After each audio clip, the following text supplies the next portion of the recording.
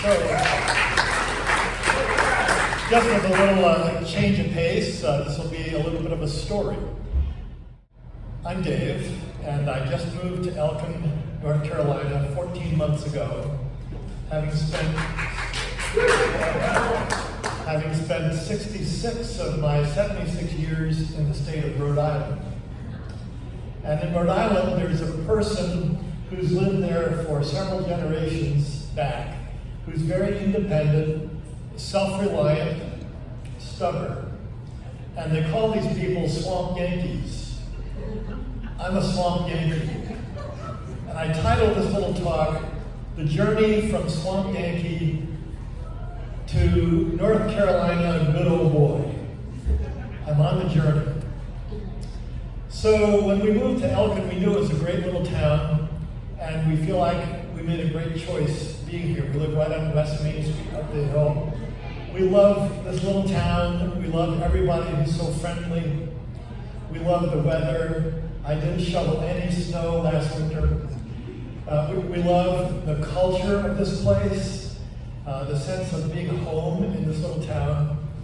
And Elkin is just an amazing place. I discovered that, Washington, D.C. has the Kennedy Center for the Performing Arts, and North Carolina has the Reeves Theater. This is sort of like, to North Carolina, what Cooperstown is for baseball fans. This is so good, and hearing all this wonderful talent tonight. So, even though I spent most of my life in Rhode Island, I did move to Lynchburg, Virginia when I was 7 years old. My dad owned a business there. We lived there for 3 years here in the South. And it did some very good things. It helped me correct my English. Like as a 9-year-old, I thought someday I'll have a car, and I'll be able to park my car in our yard. But then, eventually, things changed, and I probably, if we'd stayed around, I would have aspired to, drop my Chevy a little piece and sit her down right there over yonder. But that didn't work out that way. My dad had a business. It was a motel business. I told folks that my dad owned a motel. One of my friends would say, "Nah, y'all got a motel." It's not a motel, a motel. My wife still catches me on that one, even though some of that southern stuff left me. But some big changes happened to me in the winter and spring and summer of 1956. The first big change that's changed my life completely ever since was that I discovered the love of Jesus Christ and decided to give my life to Him. And just a few days later, on March 25th, I was baptized. It was a Palm Sunday. Well, that was the first big change, and since then my life's been about just loving God, follow Jesus, serve others. But a week later, something else happened that also changed my life. And that was on April 1st, 1956, a young fellow named Johnny Cash wrote a song called I Walk the Line. And that song hit the airwaves. Well, just a year before, my mom and dad had let me have a little radio, and I would play that radio every night before I went to sleep. And I'd lay there in bed and listening to Johnny Cash sing I Walk the Line. And I'd never heard anything quite like it. And then, just a few months later, in July of that same year, a fellow, you may have heard of him, named Elvis Presley, wrote a song called I Ain't Nothing But a Hound Dog. And that really just blew me away. And from that time on, I wanted to play the guitar.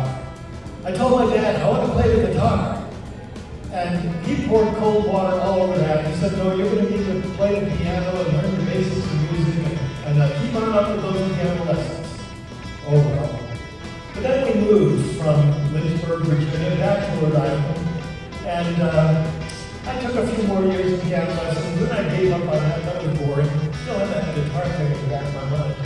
But then one day, in the 6th grade, my general music teacher took me and a buddy of mine aside, and he said, look, guys, I've got a couple of string basses in the closet, and nobody's playing them, and how would you guys take your study hall time, and you could just go over in this empty room and saw away and figure that thing out. And you wouldn't have to go to study hall.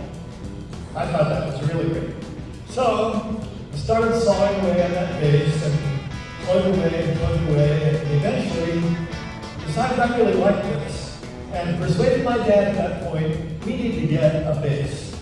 So we went to this music store in Providence, Rhode Island, and for $180, we bought this old beat up bass. It was about black as coal with a sprayed on factory finish that was scratched and dented, and the fingerboard was a mess. It had some cheesy repairs, but it worked. And I got to play with that thing and miraculously somehow got a little bit good at it, I guess.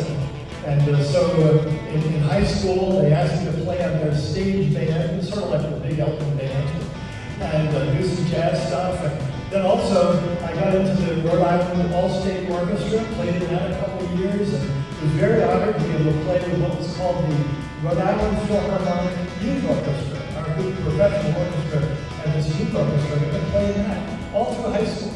Well, then I go off to college, and life happens, and not much of it involved playing the bass. So it kind of sat there, and then one year a fellow said, hey, I need a bass for what I'm going to be doing over the summer. Can I borrow your bass? And I said, sure, take it, and when I come back, give it back to me. So I come back in September, and here's my old, almost black beat-up bass. I take it out of the case, and it's blonde. Like the kid had stripped it bare, slapped some varnish on it. You can still see the coarse sandpaper. My goodness. Well, after that, I didn't do much with the bass. In fact, it sat there in the corner of my house for about 30 years. But then I had made some furniture and done some refinishing, began to wonder, could I possibly maybe fix this thing up? I got in touch with luthiers, those are people who make and repair stringed instruments, all over the country, asking them for ideas and suggestions and cautions and warnings and all this stuff. And finally one day, I said, I'm going after this. I took that bass, I stripped it down to the bare wood, I planed off the fingerboard, set it up right, got a new bridge, fitted that thing on, made a new tailpiece, got some new strings, put it on a new bunch of tuners, and I got that thing really looking great. And the most amazing thing is that it sounded great. Like, wow, this is pretty nice. And I got to wondering, I wonder how much it's worth. And I heard about a guy who did appraisals on string basses. So I took it out to him, and he took it out of the case, and he looked at it, and he said, wow, this thing's been restored. Like, where'd you get this done? Of course, I did it. That kind of made me a little proud, I can't say. But he said, well, this is a very specialized instrument. This is an American standard laminated bass. And these are really sought after by a lot of people, like country musicians, rock and roll players. You find the right customer, you can probably get about this, about $2,400. This is what I read. Wow, that's interesting. Then I had this other thought in the back of my mind, having played in those orchestras when I was a kid. I said, Bob, is there like a civic orchestra or something like that around here that somebody like myself would play? Oh yeah, he started telling me about what was called the Warwick, Rhode Island Civic Orchestra. So yeah, I sent all my students there. And so I checked it out. I went to a rehearsal with fear and trembling because I hadn't really played any serious music for 30 years, and decided I'm going to join this orchestra. And for 20 years, I got to enjoy being a part of that orchestra. That bass that I took to the orchestra is right here.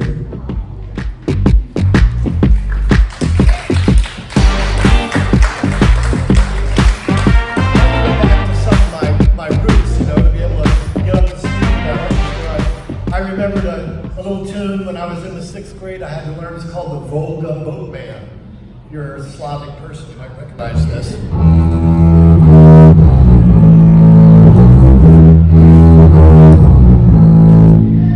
And then I remembered, we did some jazz stuff. I remember there was I think it was a Count Basie song that started out with a bass solo at the beginning. Went something like this.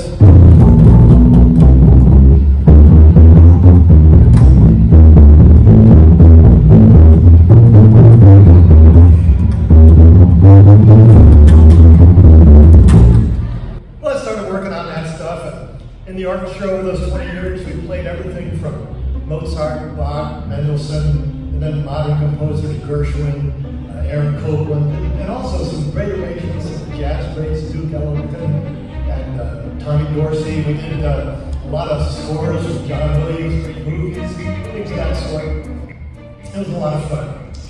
But that all came to an end when we moved last year to Elkin. I thought, where am I going to be able to do something like that here? Right here. And last year, I was able to join the Salem Civic Orchestra, Civic Community Orchestra down in Winston-Salem, played with them for a year. But you know, it's 45 minutes down, it's at night rehearsals, it's a long time away from home. But I'd love to do something local right here in Elkin. And I thought, well, you know, it's probably not going to be a big concert orchestra, but maybe I could dust off my bluegrass chops or some old-time music or some of that things. And I contacted my friend up in Rhode Island. He not only played in the orchestra, he also played in the bluegrass band. And I was asking him for ideas, you know, or get a fake book or something. And he said, well, I'll send you some stuff. And he said, you know, bluegrass is different. It's a whole lot different. It's kind of simple. In fact, a lot of bluegrass players are kind of funny. Like I played with them, and they'd say, hey, you're playing too much. You know, they don't want all that frills and runs and walks and all that kind of stuff. So, okay, well, I guess I'll have to bend a bit.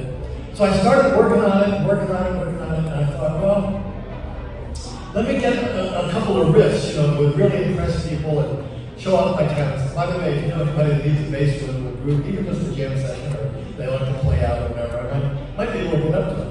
But here's this riff I've been working on, and I've never done this before, so I'm going to try this tonight. It goes like this.